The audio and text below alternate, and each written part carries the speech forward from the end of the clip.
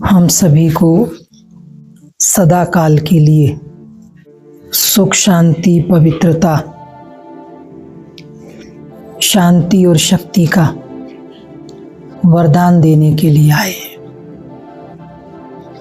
बाबा कहते बच्चे, संगम युग पर आपको परमात्मा शक्ति के द्वारा जो वरदान मिले हैं, जो शक्तियाँ मिली हैं, उन्हें केवल अपने तक सीमित नहीं रखो, बल्कि विश्व की जो भी आत्माएं हैं उन तक बाबा का संदेश और यह गुण और शक्तियां पहुंचाओ, क्योंकि वर्तमान समय आवश्यकता है।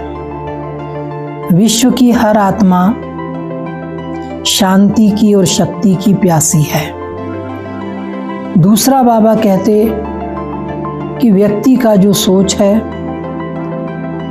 और उसकी जो समझ है, जो दैहिक बन गई है, उसे दैहिक से आत्मिक बनाओ।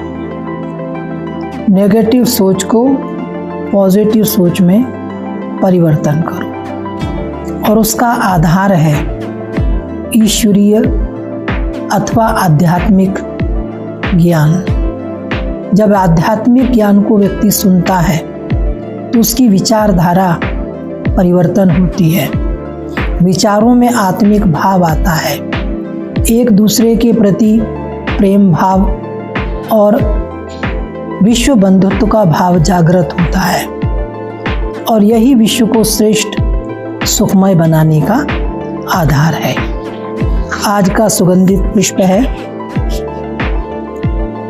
जहाँ ना पहुँचे रवि वहाँ पहुँचे कवि, जहाँ ना पहुँचे कवि वहाँ पहुँचे अनुभवी।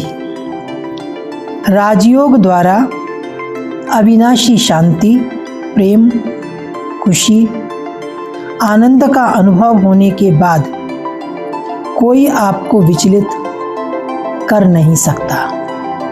ये बहुत गहरी चीज है। समान है आज का, आप गुणदाता हो, अनेकों को गुणों का दान करने वाली गुणदानी आत्मा हो, गुणदाता हो। आज के महावाक्यों में बाबा ने राजयोग की ऊंची पराकाष्ठा, राजयोगी का स्वरूप और राजयोग ब्राह्मण जीवन की हर प्रकार की शक्ति को अनेकों तक पहुंचाने का आधार है। बाबा ने कहा, आप बच्चे गृहस्थ रूपी राजपाट में रहते हुए तपस्या कर रहे हैं, तो आप हैं सच्चे सच्चे राज ऋषि, और आपका कर्तव्य है तपस्या करना। अपनी तपस्या को बढ़ाओ। जितना जितना तपस्या हमारी बढ़ती जाती है, उतनी ही समस्या स्वतः समाप्त होती जाती है। हेडलाइन है, मीठे बच्चे, तुम सच्चे सच्चे राज ऋषि हो। तुम्हारा कर्तव्य है तपस्या करना। तपस्या से ही पूजन लायक बनेंगे। आज की मुरली से प्रश्न है, कौन सा पुरुषार्थ सदा काल के लिए पूजने लायक बना देता है? कौन सा पुरुषार्थ है? पुरुषार्थ हम सभी कर रहे हैं, है ना। पुराने स्वभाव संस्कारों को समाप्त करने का पुरुषार्थ, ज्वालामुखी योग लगाने का पुरुषार्थ, कर्म बंधनों से मुक्त होने का पुरुषार्थ, ईश्वरीय सेवाओं में नंबर आगे लेने का पुरुषार्थ। पुरुषार्थ बहुत सा है, बहुत प्रकार का है, लेकिन बाबा ने पूछा है कि कौन सा पुरुषार्थ है जो सदा काल के लिए पूजन लायक बना देता है। आत्मा की ज्योति जगाने व तमो प्रधान आत्मा को सतो प्रधान बनाने का पुरुषार्थ करो तो सदा काल के लिए पूजन लायक बन जाएंगे। तो सदा काल के लिए पूजन लायक बन जाएंगे।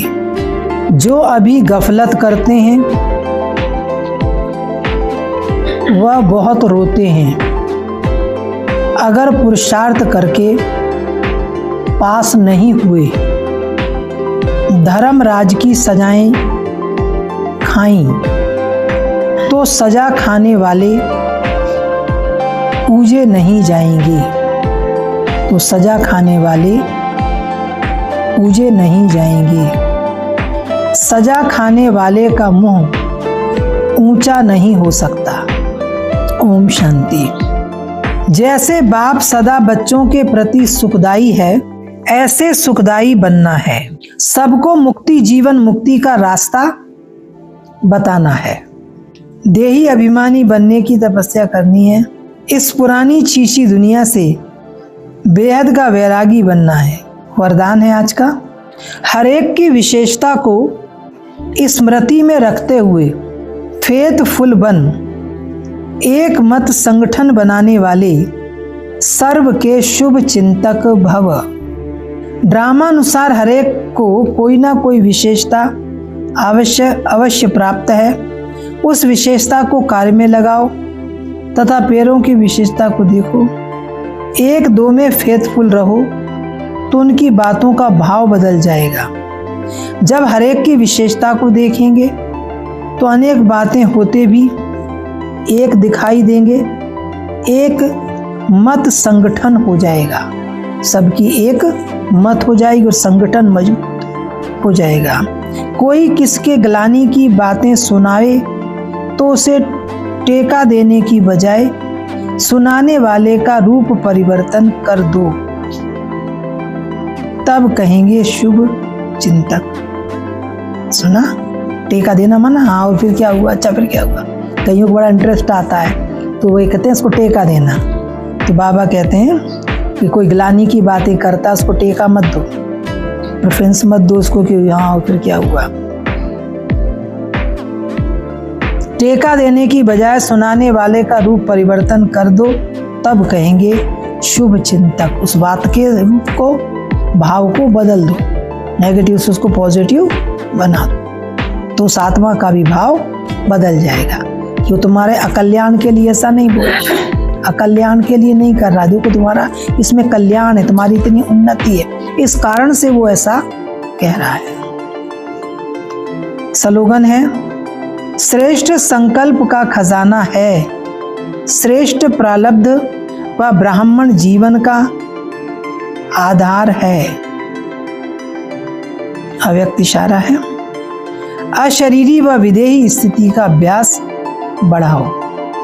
भावार्थ है, अगर सेकंड में विदेही बनने का अभ्यास नहीं होगा तो लास्ट घड़ी में युद्ध में ही जाएगी। और जिस बात में कमजोर होंगे, चाहे स्वभाव में, चाहे संबंध में, संपर्क में आना चाहे, संकल्प शक्ति में, वृत्ति में, वायुमंडल के प्रभाव में, जिस बात में कमजोर होंगे उसी रूप में जानबूझकर भी माया लास्ट पेपर लेगी। आप जिस सब्जेक्ट में कमजोर होंगे माया उसी सब्जेक्ट का पेपर लेगी। इसलिए विदेही बनने का अभ्यास बहुत जरूरी है। सारे दिन की दिनचर्या में देह से न्यारा बनने का अभ्यास करो। ये अभ्यास बहुत जरूरी है।